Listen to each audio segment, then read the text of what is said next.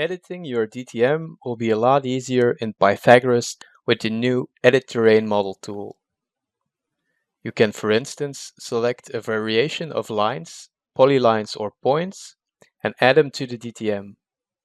Go to DTM Edit Terrain Model and add the selected objects as vertices for points or as break lines for lines.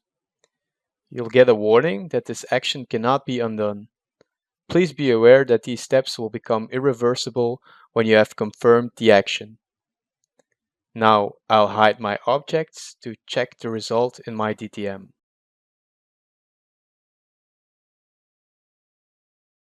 By selecting one or more polygons, you can now use the Edit Terrain Model function, cut off inside or outside polygons to include or exclude a certain part of a DTM.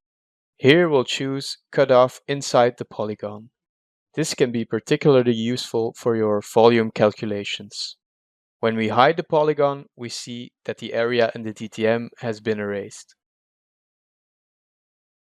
Lastly, I'm going to change the elevation for some points so I can create a new DTM.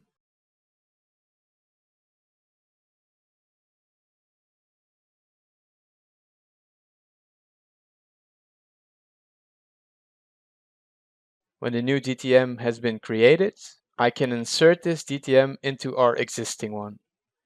The overlapping part will be changed and will be fully integrated, resulting in a new triangulation.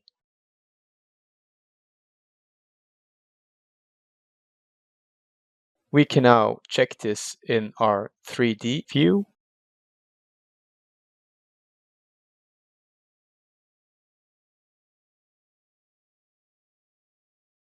And we can see the results of our work.